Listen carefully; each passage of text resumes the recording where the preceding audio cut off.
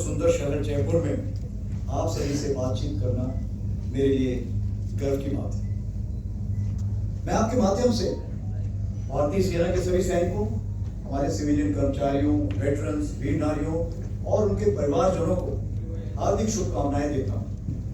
इस पावन अवसर पर हम उन वीर सैनिकों को श्रद्धापूर्वक नमन करते हैं जिन्होंने देश की सेवा में सर्वोच्च बलिदान दिया।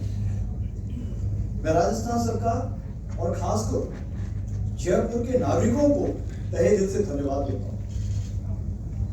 आज बड़ी संख्या में नागरिकों की उपस्थिति यह दर्शाती है कि सेना और जनता के बीच कितना गहरा संबंध है।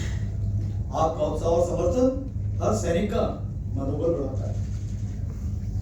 जयपुर में सेना दिवस का आयोजन सेना को नागरिकों के और करीब लाने का प्रयास है। परेड के अलावा नो योर आर्मी मेला जैसे कार्यक्रमों ने इस संबंध को और मजबूत किया। आज शाम शौर्य संध्या में ऑपरेशन सिंदूर के दौरान सेना के साहस, अनुशासन और क्षमता का प्रदर्शन किया गया। ऑपरेशन सिंदूर ने एक नया नॉर्मल स्थापित किया।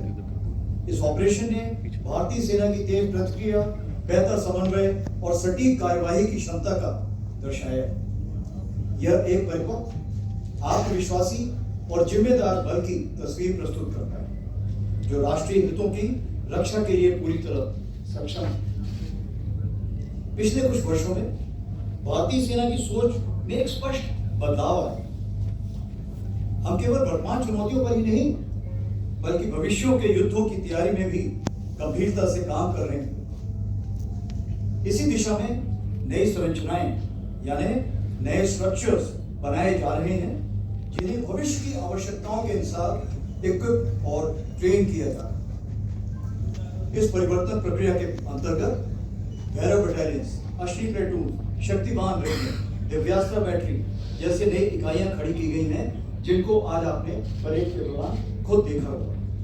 ये संरचनाएं भविष्य की चुनौतियों के अनुरूप एक अजाइल, रिस्पॉन्सिव और मिशन ओरिएंटेड सेना के निर्माण को दर्शाता है।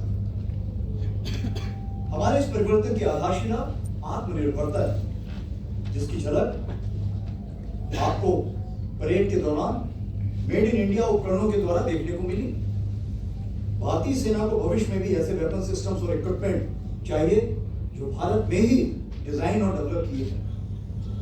इंडिजिनाइजेशन अब केवल लक्ष्य नहीं पर आज की तारीख में ये एक रणनीतिक आवश्यकता बन चुकी है। हम डुअल यूज रिसोर्सेज पर भी विशेष जोर दे रहे हैं। ऐसे संसाधन जो मिलिट्री और सिविलियन दोनों उद्देश्यों के लिए उपयोगी हैं, जो इंफ्रास्ट्रक्चर, टेक्नोलॉजी और इनोवेशन सेना के लिए विकसित और देश के समग्र विकास में भी योगदान दे। भारतीय सेना एक फ्यूचर रेडी फोर्स के रूप में आगे बढ़ रही है, चाहे well train soldiers, modern system, multi domain operations की क्षमता मौजूद है। टेक्नोलॉजी का उपयोग सोल्जर को विस्थापित करने के लिए नहीं बल्कि उसे और सक्षम बनाने के लिए किया जाए। अब तक की प्रगति को आगे बढ़ाते हुए अगले 2 वर्षों को सेना ने एयर्स ऑफ नेटवर्किंग और डेटा सेंट्रिसिटी के रूप में अपनाया है। इससे कनेक्टिविटी, इंफॉर्मेशन फ्लो और डिसीजन मेकिंग और बेहतर हो। आज की परेड परंपरा और परिवर्तन का सुंदर संगम देखने को मिला। नेपाल आर्मी बैंड ने हमारे प्रगाढ़ संबंधों को दर्शाया जबकि नई इकाइयों की भागीदारी ने सेना की उभरती शक्ति को प्रदर्शित किया। मैं साउथ वेस्टर्न कमांड और सभी परेड में शामिल सैनिकों को आर्मी डे परेड के सफल आयोजन के लिए बधाई देता हूं। अंत में एक बार फिर मैं जयपुर के नागरिकों, राजस्थान सरकार और मीडिया का हार्दिक धन्यवाद करता हूं।